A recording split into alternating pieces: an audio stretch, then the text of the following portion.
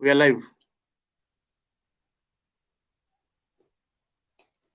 Well, a very good evening from where you're watching us from. Today, we're very happy to be joined by one lady that you cannot speak about Uganda rugby without mentioning her name. Her name is Hellen Buteme. She is a coach, a former player, and one of the few women in the region that have embraced rugby as a full time job and as a sport. Remember, she's also a research scientist. But all in that, her passion, which is rugby, has made her commit and dedicate her time to pursue the passion that has given her so much in life.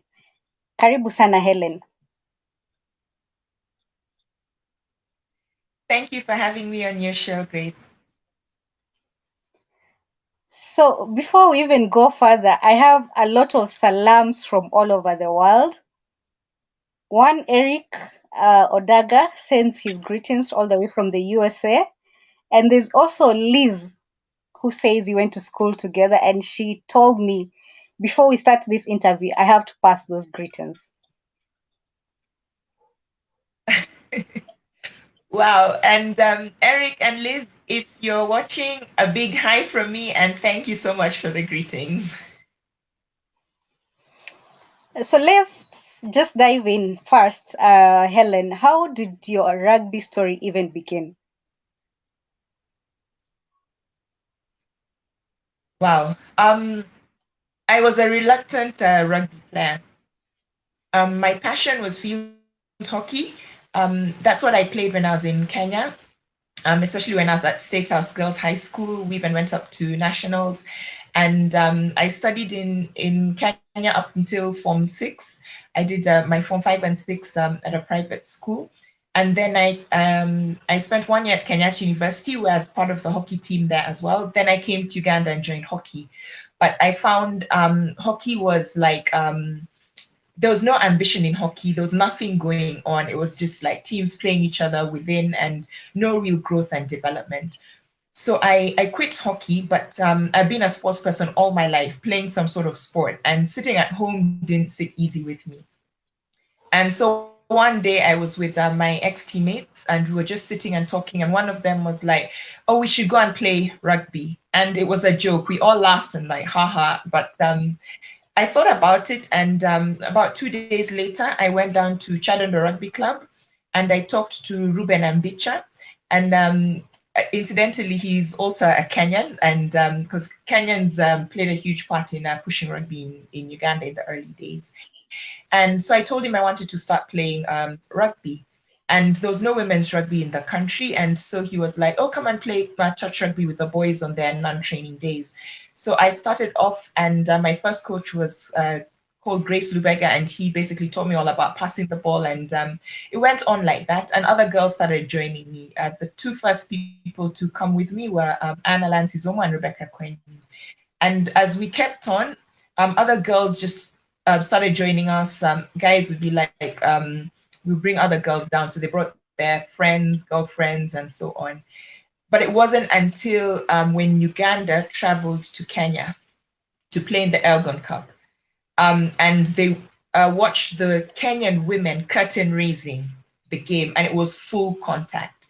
And so Robert Seguya came back. He's popularly known here as Soggy, and he told me, I'll not forget his words. He's like, you should switch to real rugby. Stop this nonsense of touch rugby. It's not going to take you anywhere. Play rugby and you'll go to the World Cup. And I mean, when somebody approaches you like that, the person would be like, yeah, let me do this. But my answer was like, nope, I'll get broken. Those were my actual words. I was like, I'm too small. Rugby is not for me. Women don't even play rugby. And he he he didn't take no for an answer. Every time he saw me, he persists. Try it out, try it out. So I asked, why are you asking me? Why don't you ask other girls? They might be interested. And then he said, no, I know if we convince you, you can convince the other girls. So I caved in, but I said just one session. And so I talked to the other girls, and they were like, no, we don't want to play this game. Then I was like, let's just have one session so these guys get off our backs. And then after that, we'll go back to touch rugby. So they brought the late Jim Park, who had coached so many people in Uganda rugby. So they brought him to us. And he had one session of tackling with us. We started off our knees, then graduated to standing up all in one session. And at the end of the session, I was like, I love this game. This is awesome. I'm so stupid. Why didn't I like start playing rugby earlier? And yeah, that's how it started. We didn't look back. A month later, we split into two teams. We were now 20, half the girls left. They couldn't handle the tackling, but other girls came Wow. in. Split into two Mm-hmm. teams, and we curtain raised the men's Uganda Cup. And WBS was there, and they televised it. And Mm-hmm. afterwards, I was interviewed, and I told other girls, "Come and join, whether you know the game or not. It's a fun game for everyone." And we just had girls coming in, and that's how it all started. Yeah. Interesting. 2008, Helen, qualifying for the Women Rugby World Cup, and 2009, very two significant years for your career. Take me through the qualifying and what it meant for women rugby in Uganda at that point and the impact that it has had until now. Whoa. It was it was huge, you know. When we were told Uganda was going to host the World Cup qualifiers, Mm-hmm. um, just suddenly everything changed from just being a game we were playing like for the fun of it and with nothing really to look forward to. It became like, okay, there's a World Cup and we can actually go for a World Cup. And Uganda had never had any sports team qualifying for a World Cup, Mm-hmm. male or female, any sport. So we were like, if we qualify for the World Cup, we would have made history. You know, this would be big. And so like we threw ourselves into training. You know, it was like single-minded, and we're like, we have to make it. And there were just two slots for Africa. It was the first ever Women's World Cup to be held. And so there were two slots available for Africa. So we were like, we just need to reach the final, you know. And of course, the team to beat was South Africa. You know, everyone was like, Mm-hmm. South Africa is way ahead. So it was like more or less the whole continent was aiming for number two, with people giving South Africa the number one position. Um, so we trained really hard. You know, for months we were training harder than we had ever trained before. We would wake up at 6 in the morning. We'd run. We did like 1,000,001 press ups, sit ups. You know, and when it came to the tournament itself, we were under so much pressure because we were in Uganda. You know, Mm-hmm. and the previous few years we'd been finishing as number two. So of course Ugandans didn't expect us to finish anything other than number two. But then of course every other country also wanted to finish number two. So there was a lot of pressure on us. And I'll not forget day one, we messed up really badly and we lost to Tunisia in the pool stages. And it just Mm-hmm. felt like everything was crumbling because that wasn't supposed to happen. But at night, back in the hotel, we sat, we talked about it, um, went to sleep. Then in the morning, we had like a real serious talk. This is what we're going to do. You know, this is how we're going to warm up. And then we were going to play Tunisia again in the semi-finals. And so we each Mm-hmm. planned what we were going to do, who was going to mark who. And they had this like big, strong, really fast runner. She had come from athletics. And so I was playing center at that time. But then the tactic we decided on was when it came to defense, I'd switch to the wing because everyone was sure Mm-hmm. about my tackling and they knew I could handle her. So that was the plan. And like, if we close her out of the game, we've won this game. And I'll not forget, there's a moment she got the ball and my Mm-hmm. teammates were screaming at me, Helen, go to the wing, go to the wing. And so she was like pelting down the wing. And I was like, no way, I'm going to this World Cup. I tracked her down, tackled her. And when I made that tackle, the rest of the team was like, you know what, this game is ours. We are going to win this game. So everyone just like threw everything into that game. And like in the dying moments of the game, Christine Kizito was able to get over that line, score those Mm-hmm. 5 points. And then after that, we just defended like crazy. It was like, we don't care about scoring, we're just going to defend. And we defended, defended.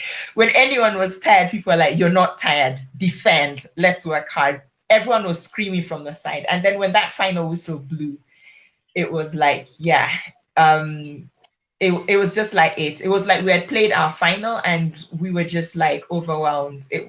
It felt amazing because we knew at that point it didn't matter. At that point, it didn't matter about the final. I know you're supposed to think Mhm. about the final, but for us, we had played our final and we were going to the World Cup. Yeah. So Absolutely beautiful. So tell me about your teammates. The class 2009. Are they still involved in the game, or how did it go after that? um a number of them remained involved in the game for some years. Mhm. Right now, there are only two who are actively playing from that group.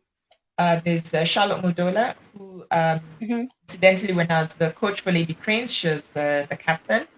So from being her captain, I became her coach. And then there's Winnie Atang, who's also still playing, not sevens, but she still plays. Um, then, yeah, the others are not really active in rugby. Some have taken up coaching roles, others referee. Like Mhm. Rosenberg Kanyunyuzi is now a referee. Um, yeah, then Rachel Kakaire is now the team manager for the 15. Mhm. Christine Kizito is based in the UK and she's still playing rugby there. Um, yeah, so those are the ones who are like still really most involved in rugby present, like seriously heavily.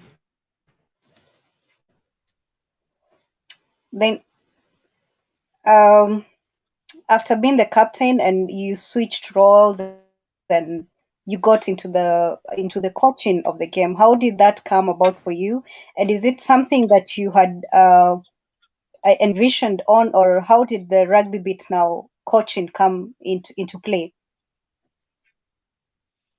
Um, Incidentally, I've actually been a coach for many years. From Mm-hmm. about 2005, I was a player coach because Mm-hmm. we we don't really have coaching manpower in Uganda, and then again, not many people were sure about coaching women.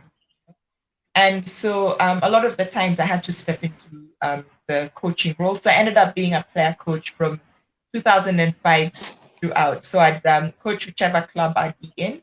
And I retired from playing for Uganda in Mm-hmm. 2014. It was earlier than I'd wanted to. I'd always known I'd want to coach Uganda, but I'd seen it as further because I was still playing rugby and I was still fit and I was still able to. And so what made me change my mind was I noticed that as much as we had male coaches coaching us, it was something that they were doing as a by the way, but they were hoping to actually coach the men.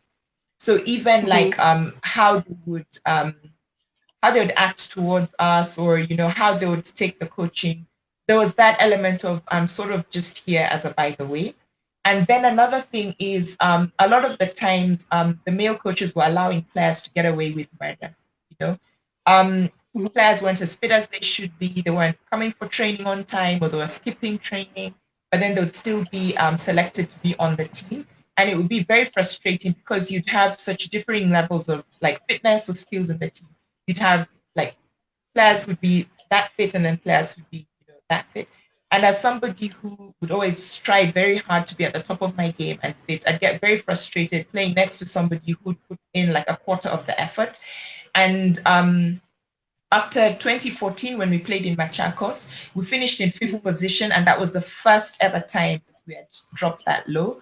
And another thing is like the male coaches were reluctant to look for younger players. They wanted to rely on older, experienced players, and that brought complacency in the older, like senior players. Yet there was a lot of talent all over Uganda. It was just a matter of putting faith in them.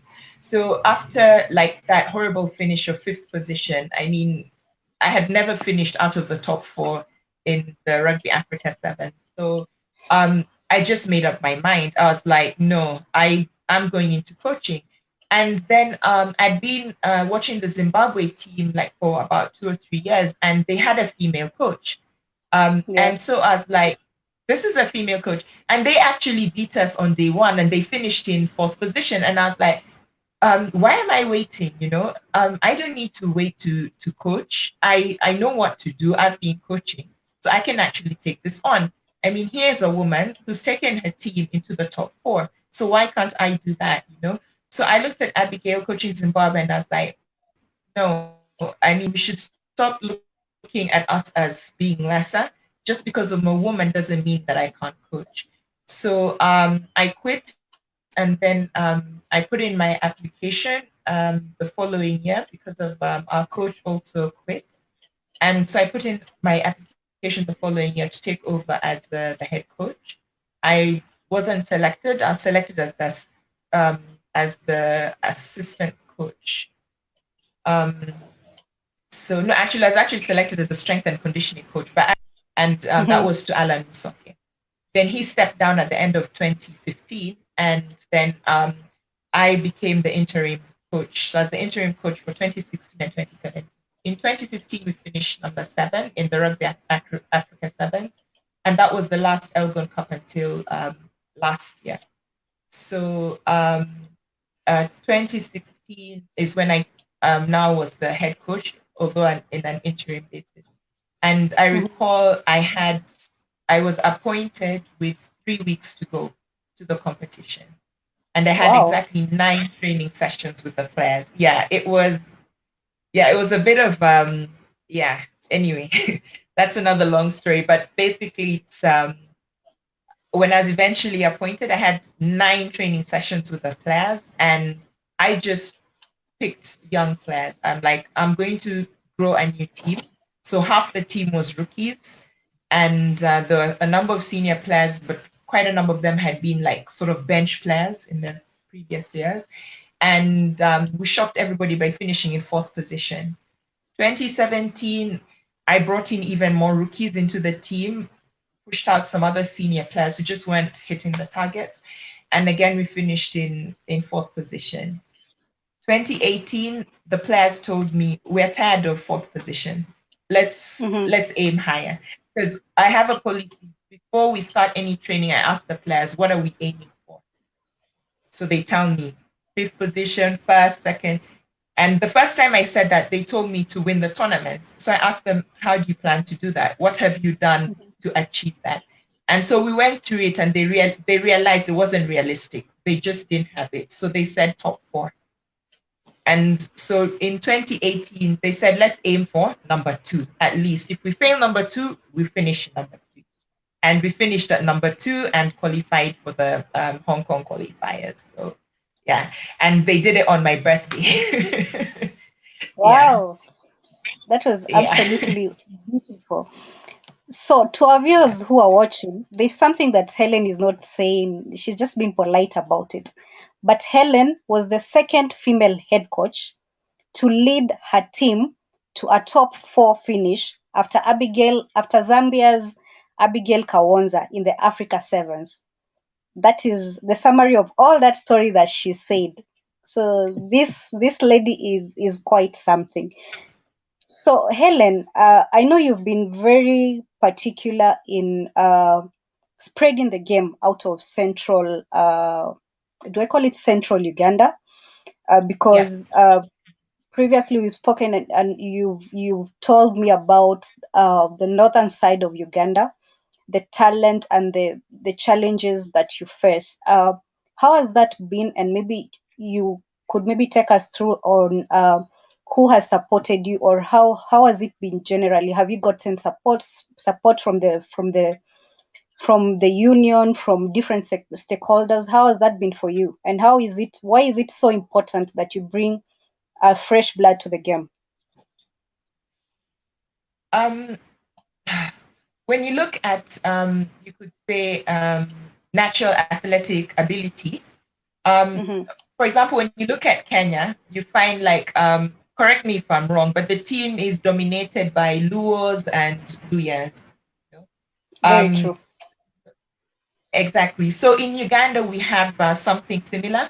Our Luyas are people from eastern Uganda, and our Luos would be the people from northern Uganda and the West Nile area. And even when you look at the Ugandan teams in central Uganda, quite a number of the players actually come from eastern and northern. They originate from there, you could say. That their tribes are from those areas, but they were born and grew up in Kampala. And Mhm. then also the fact that you have such a beautiful game as rugby, just centered within Central. It didn't rest easy with the whole country should be playing rugby. And Mhm. so I looked at expanding it to Eastern. You could say I'm from Eastern Uganda. And so I looked at expanding it, the Eastern side and then the Northern side as well. But very many people were skeptical because felt that it's easier to develop rugby in Central, which it is, most technical people are there. It's cheaper as well. But I'm somebody who's always up for a challenge. And usually when somebody says no and I think I can do it, I usually try and go ahead and find a way to do it anyway. And so initially we started out by going to Eastern Uganda, and it was just purely to spread the game. But then when we traveled Mhm. there, we found girls who were really interested in sport and who are talented, came from very low socioeconomic backgrounds. And so it was Mhm. weird. You go, you coach somebody rugby, and they don't have proper kit. Most of the girls didn't have sports bras, and as women, how hard it is to play sports without a decent sports bra. And Mhm. we just felt really so bad. And so you'd go, you coach, and then you'd find before you leave, you find you're taking off your shorts or whichever sports bras that you have, and then you're handing them out to like the girls who you felt were like the most enthusiastic and the most talented and people who you'd want to follow up. you know. So Mhm. we started doing that in Eastern, and then when we went to Northern Uganda, it was exactly the same thing. you know. Mhm. And so we would help out how we can. Some girls would be out of school, so we'd be like, here we are talking to them about rugby, and their parents are like, what can this rugby do? What does it offer? You can't just tell somebody, oh, they play and they'll fall in love with the game. You need to have something more tangible so that Yeah. parents True. can allow their daughters to play, to spend time on this game. So you pay school fees for somebody who's out of school, and the parents are suddenly like, rugby is a good game. You should play rugby, that sort of thing. And then we also would educate girls about their sexual reproductive health and Mhm. encourage them to avoid getting pregnant, safe sex, that sort of thing, avoiding STDs. And then you get schools and parents saying, okay, we like this. This is not just about rugby. This is also Yeah. about the girls themselves. And so we used to do all this. We were five of us. There's myself, my older sister, Dr. Irene Namapi. Then there was Mhm. one of the founders of Women's Rugby, Anne Alansizomu, and then an American called Kate Wandicho. She's Wandicho because she's now married to a Ugandan, and then a German lady called Anna Katrine Els. But we just kept finding so many girls who wanted to help, and we could no longer afford to pull money out of our own pockets. And so that's when we came up with the idea of forming an NGO so that we could apply for funding where we'd use Mhm. rugby as a tool for social change. And so that's how Rugby Tackling Life started. And it's called Rugby Tackling Life because rugby you tackle, and then basically there's so many things which you can learn from rugby which help you tackle life off the pitch as well. So that's Rugby Tackling. So that's how it came about. And we found the further we traveled out of central Uganda, the less biased people were. Because in central Uganda, parents keep saying, oh, rugby is a dangerous game and it's for men. But when we travel up country, we'd go to places that never watched a rugby game, never seen a rugby ball. And because we were female coaches, usually we just have one male coach with us, but it would be like the women in charge. They'd be like, oh, this is a women's game. And because we'd ask for girls. So when we'd be coaching, we'd get like some teachers coming to us or some youth leaders, and they'd be like, but madam, I know this is a game for girls, but it looks like boys can play this game as well. Why don't you allow boys to play? And so Mhm. so then we realized that there was a lot of interest. Even the boys would come watch the training sessions, they'd sneak a rugby ball and copy whatever we were showing the girls. So then that's when we decided to incorporate boys as well. And Mhm. it also ended up being something useful because as much as you empower girls, it doesn't make sense if you don't include boys and men because we're not in a vacuum. Everyone has to work side by side. And then when you work together with boys, they start seeing girls as, individuals, human beings with rights, and not just useless girls who can't do anything. So it's been working out really well. So we've got boys and girls working together. And sometimes they have boys versus girls matches as teenagers. And sometimes we have to tell them, you know what, boys, the girls are strong, but at the end of the day, you're boys and you're still bigger and stronger. So you can actually hurt these girls. So be careful. Yeah. So we do mixed rugby up to 14 years of age. There, it's still Mhm. safe in Uganda because the boys haven't yet gotten so big. But after 14 years old, we split them. Yeah. Okay, the last time I met the girls in, I think was Nakuru, they were selling very nice bracelets and some coffee, and I think it was an interesting project. Do you still do that to generate income, or how are you able to meet your bills and your obligations now to the organization? Um, Now, the coffee part split off, and it's now a separate individual business. But what Mm-hmm, happens is that every bag of coffee that is sold, a percentage mm-hmm, of the profit comes to Rugby Tackling Life. So it's in our interest to like market the coffee as much as possible and promote it. And then we apply for funding. So in mm-hmm, 2017, we got a grant from Amplify Change, mm-hmm, which enabled us to basically using rugby as a tool for social change. So able to run a whole year's project on that. Then last year we got a grant from Girls First Fund, and it's mm-hmm, geared towards ending child marriage. And child marriage is a huge issue in Uganda. mm-hmm, There's so many girls who get married before the age of 18, actually even before the age of 15. And mm-hmm. it's especially in the rural areas, it's considered something normal. Actually, parents will pull their girls out of school halfway through primary, or they'll let them just finish primary school and then they'll say, now you're too old, school is going to spoil you, because they feel by educating girls they get big-headed and they become unmarriable. And so it's a huge issue in several parts of Uganda.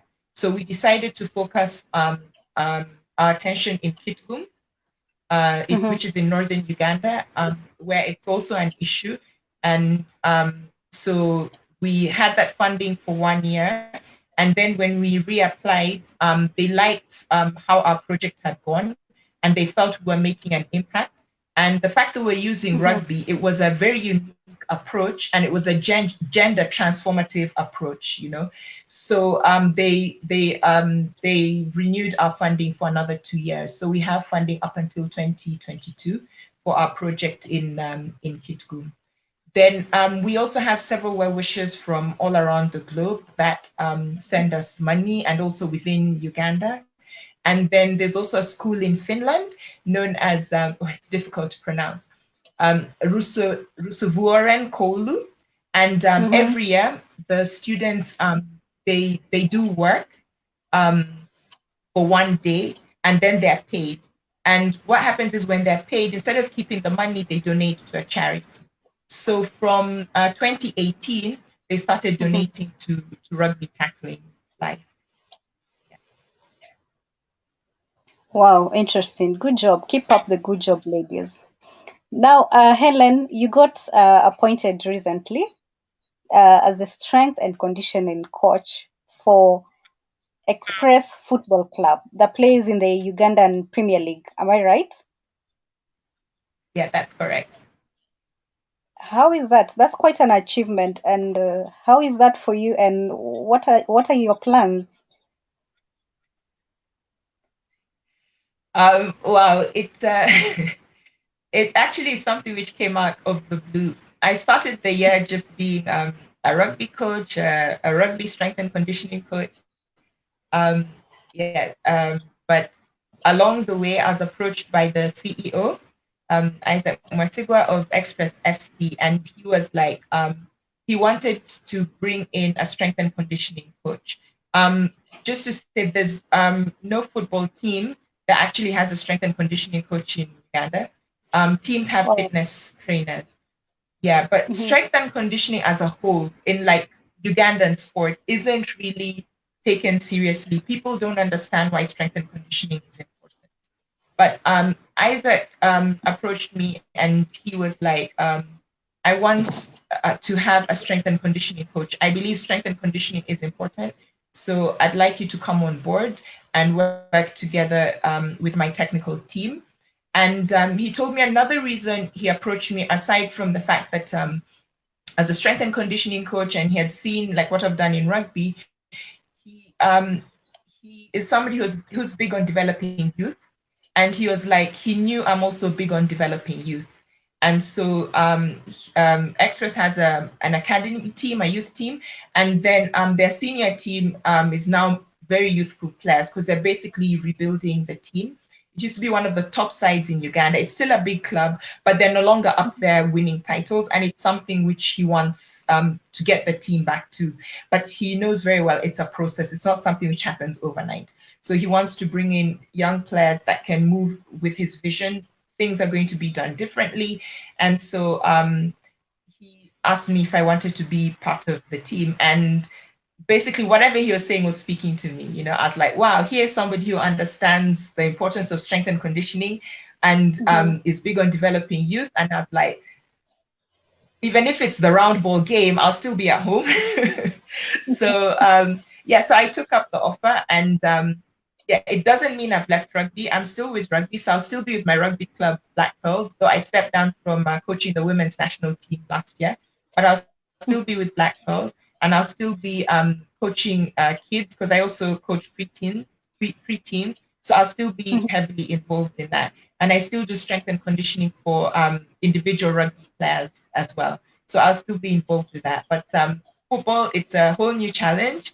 The conditioning needs are a bit different, but what I can say is I just have to put different emphasis on certain things. Because rugby, a lot of emphasis is on bulking up, whereas football, as much as they need to have a bit of bulk, it shouldn't be as much as in rugby. And both sports need speed, they need speed endurance, they need power, they need explosivity, and they need agility, they need flexibility. So these are things which I can easily just transfer. They just have to uh, have the ratio of things a bit different. Yeah. So I'm actually seeing a question here from Facebook from Bill Mogaka. He's asking you as a coach, how can injuries be managed finance-wise? Because a lot of players cannot afford playing where there are no medical bills, I don't know, medical cover or something. I think that's what he meant. Injuries are quite something in a player's, career. How has it been your experience, and how are you managing it in Uganda? And maybe to answer your questions, how do you manage injuries as a player? Wow, that's a tough one because basically you have to have your own medical cover. It can be difficult. Um, Players who belong to, you could say, big clubs where they have sponsors, they can have their Mhm. medical bills taken care of by their clubs. So when we were first starting out, we basically used to have to cater for our own medical cover, and we do that for. So what would happen is like those who are working would help out those who wouldn't be working. So students or people from low socioeconomic backgrounds, when they'd get injured, we'd cater for the medical bills, and then even well wishers would come in. Now with Black Pearls, we're the sister team for Black Pirates. So Black Pirates actually Mhm. caters for the medical bills for the players. I think what helps, you could say, the women's rugby players is we do not have as many games as the men do. So our Okay. injuries are not as many as those of the men. Yeah, so that kind of helps as well. So Helen, with two actually roles, and no, not even two, you play many roles: rugby tackling life, the Black Pearls, now the strength and conditioning, with the Express FC. How do you manage, girl? How do you manage to stay focused, keep in the game, and are you still practicing? Are you still doing your research stuff, or how is it for you? How is life for you? I did research science up until 2017, and then Mhm, I quit. And now I'm just involved in this full time. Even when mhm, I was doing research science, it was a bit of a juggle, but I had a very understanding boss, and he actually was he was less traditional than you could say our African bosses, you know.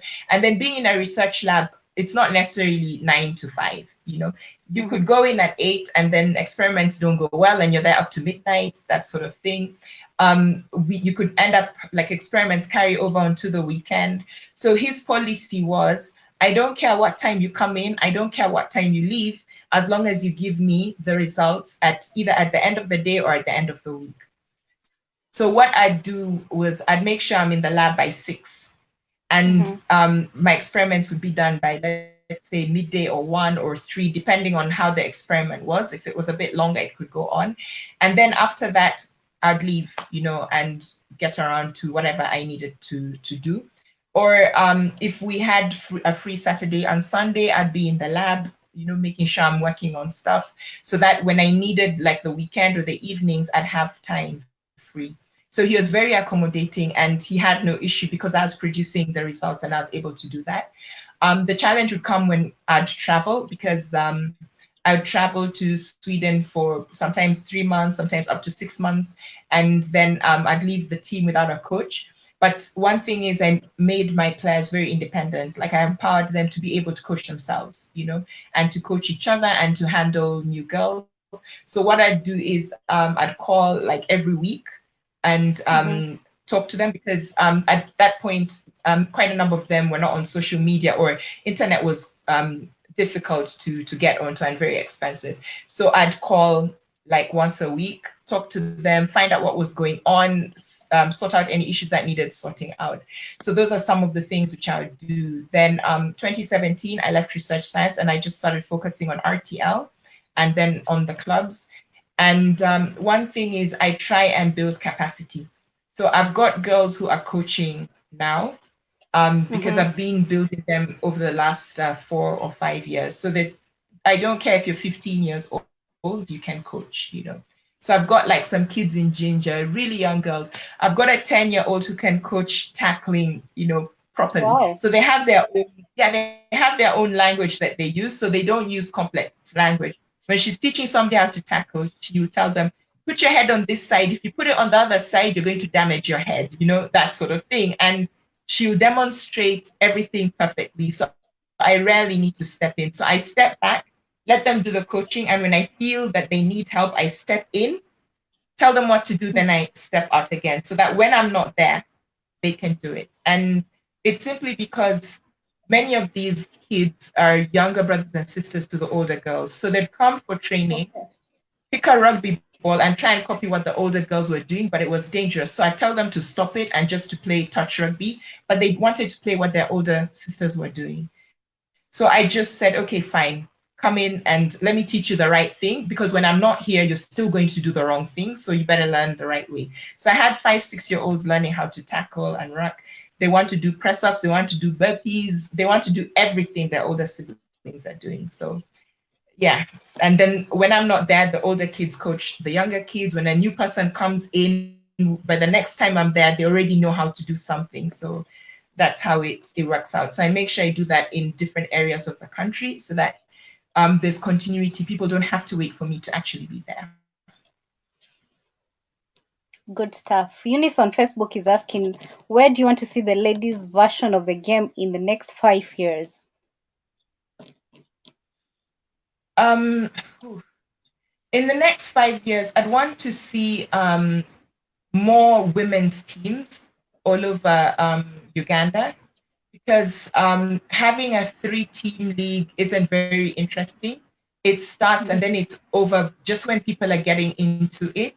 And then very many regions are underrepresented. So you will not get a passion for the game in certain areas of the country because they don't have a team in the league. People tend to support who they know. So they're not going to support teams that are playing in Kampala, you know. But if you have Mm-hmm. a team in a particular region, then they'll support it. And then the game will grow. You know, we'll have more numbers, more people playing, and it will become a natural thing. So I want to see rugby being the number one sport of choice for girls in Uganda 5 years from now, you know, instead of girls either not being decided or instead of it being netball, because netball tends to be the number one game because that's the game girls are pushed into. But then now Yeah. I'd want every school in the country to have rugby so that girls can choose it and they'll discover what a beautiful game it is. And then it becomes the number one sport of choice in the country. And from there, building towards returning to the World Cup and qualifying for the Olympics. All the best with that, Helen. So, a lot of girls look up to you, even the boys, the ones that you're mentoring or are passing through your hands. Who would you say, or who are the people that have had a lot of influence in your career and just the path that you've chosen to take? Who? Let me see. I tend to be somebody who just decides stuff and decides to do it. And so I'd say when it comes to, I guess I'd say Sogi for pushing me to actually take on contact rugby. You know, if he hadn't nagged me and nagged me and nagged me, I probably would still be playing touch rugby, and maybe we wouldn't have women's rugby in the country. And Yeah. then then somebody else would probably be my eldest brother, Eric Awanda, because when I decided to take on rugby, he just became my number one fan. It was like, yeah, Helen's playing rugby, cool, and that was it. And then in a weird way, though my I have another older brother called Nathan Wasolo. They Mm-hmm. both they learned rugby in Kenya and they were playing there. And he used to make us watch rugby games with him when we were little. So I hadn't picked the interest in playing, but I could say in a way, the fact that I used to watch rugby games with him when I was little, rugby wasn't so alien. So me making the decision to finally take on rugby was somehow influenced by him. And then when it comes to strength and conditioning, um, I never used to lift weights at all. It wasn't until 2008 when we played South Africa in that final. Um, we had already qualified for the World Cup. We were like, no, let's still go out and play. Let's make this game hard for them. So we tackled, we played, but it was like tackling metal. Those girls were hard. We had never been to the gym before. And I always used to say, gym, no way I'm going to the gym, not necessary. But after that, after 2 weeks, I walked up to a gym and I was like, I want to start lifting weights. And I really appreciate Coach Shaolin in that gym. He didn't look at me and say women shouldn't be lifting weights. He said, okay, so what do you Mm-hmm. want to do? And I had no clue. And he had never like worked with a woman lifting weights or rugby. So we were just sort of like making things up. And I went on the internet and I came across a workout program, a gym workout program by someone called Amanda Singh, and Mm-hmm. she's Australian. And I started just like copying what she would do, and then she stopped. And I found her email address. I wrote to her and I was like, I've been following what you've been doing. What happened? Why have you stopped? And Mm-hmm. she's somebody who really influenced me into like lifting weights and kept me going. And the weird thing is, she was like, oh, she had like sort of quit, and she Mm-hmm. was a rugby player. And she told me that I inspired her again to continue, Wow. So yeah, so it was odd like that. And then when it comes to coaching, me stepping up and deciding to apply and coach for the Uganda women's national team, that would be Abigail from Zimbabwe. She like inspired me to do that. Then I've had mentors along the way, like Dan Bawanis from South Africa. He used to be the women's coach for the South African team. So we would meet, him as a coach, me as a player, and so um, we got to be friends eventually, and he's mentored me along. And then most recently, the director of the international rugby program in New Zealand at St. Bede's College, Mark Ely. He's been Mhm. somebody who has helped me, like when I sort of was getting disillusioned with coaching, he would like send me stuff, messages, and coaching material. And recently, he's also started sending me strength and conditioning material as well. And so there are times when I'd be like, "Why am I doing this?" And then a message from him would pop up, and I'd be like, "Okay, cool." When somebody believes strongly in you and pushes you, and then also a Scotsman called Peter Lang. He's somebody else who really motivated me to keep going and tells me, yeah, you can do this. And yeah, so there are people who've been a big part of my coaching journey. Interesting stuff. We're actually almost going to an hour right now. We're just talking and talking. But Helen, I want you to paint for me a picture in Uganda right now. In Kenya, nothing is happening. Of course, with the corona issue, sports have stopped. Of course, same as Uganda, most of our sports are amateur. Our sportsmen are suffering, and it's an entire industry. How is it in Uganda? How are you guys coping? Is there any plan to return to sports, or how is it? Well, it's the same thing in Uganda. When the first lockdown happened, people thought it would just be 2 weeks, you know, and so there was sort of a relaxed attitude. People chilled, oh yeah, 2 week break, and then we'll be back. And it didn't turn out that way, you know. And for the first, you could say, month, people like after the 2 weeks and then the lockdown was extended, people decided to keep fit. So for that first month, people were working out hard. But then as the lockdown just kept being extended and sports was still under a ban, like people like sort of lost it. And it became harder for people to keep working out on their own. So what I've been doing for the Black Pearls, I call them up, I send them programs, I talk to them. Um, and for those who are within Kampala, I drop in every now and then to see what they're up to, see what they're doing, and just keeping them going, and just trying to motivate them. It's very hard to train when you have no idea what's going on. So that's pretty difficult. And then I also been helping some individual rugby players, men as well, with strength programs, just to keep them going. And then when it comes to Express, I've been working with players via WhatsApp. it's difficult, you post programs I on can WhatsApp, imagine. then you send video clips of the exercises they need to do, and then you ask them to take videos and send back to you, and then you assess. So it's quite difficult, especially since I'm coming in as a new person into this role, and a lot of people in football are skeptical about strength and conditioning. They don't really understand what it is. So I have to like sell strength and conditioning and at the same time like make them actually do it. So it's a bit difficult doing all of that. And it's just not the same as meeting people one on one and working with them. So it can be it's difficult, and it's the same story when talking to players from other clubs.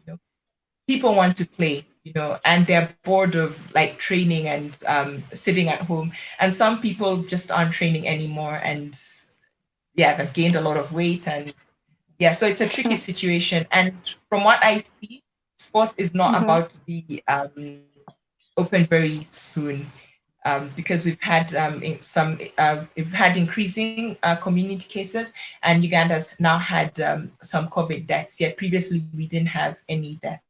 So from last month or early this month, we've now Mhm. had deaths coming in. So there are question marks whether sports will actually resume or not. And for some people, it's hard. It's difficult because for some players, they were actually earning from rugby. So without rugby, it's difficult, and not even being played by the club. There are those indirect things, like if you're working at the rugby club, now that there's no Yeah. rugby, you don't have a job. You know, such things. And so people are affected directly, those who are players, and then those who had jobs which are linked to rugby or to football and so on. It's a really difficult situation at present. We really hope it gets better soon for everyone. As we wind up, Helen, any part in short, and let me just take this opportunity to thank you for coming to hang out with me today. Moses was producing, and we look forward maybe to catching up with you in Uganda. And just on that note, you can have a parting shot and maybe, yeah, tell us something before you we go off. Yeah, so I just want to shout out to all the sports people out there. Please don't give up on working out. I know it's not the best situation, but still work out, because if sports is supposed to return next week, you have a real mountain to climb to get into shape. So just keep working out and try and like get in touch with other players, have like working out groups. You can post what you're doing on WhatsApp and like have friendly competitions, that sort of thing. And then also try and get into something outside your sport, because we've seen that when you rely on one thing, things can be tricky. So use this time now to try and branch out into something else, start up, like try and start up a business, find a gap and start up a business. But uh, thank you everybody who has supported me from the beginning of my rugby journey till now. Those who like believe in my crazy visions and help me out. And thank you for all those who sent those wonderful messages when I was appointed the Express FC strength and conditioning coach. And I hope you'll be along to support me in my new journey as well. And let's just keep sports going, because believe that in time we can convince the government to make sports an industry instead of referring to it as entertainment. And you heard it from Helen herself, and that's where we end our today's conversation. Thank you so much, Helen, for coming, and we wish you all the best. And say hi to everyone in Uganda. Okay, thank you very much, Grace and Moses, for having me. I've enjoyed being your show. This has been fabulous. Thank you. Thank you.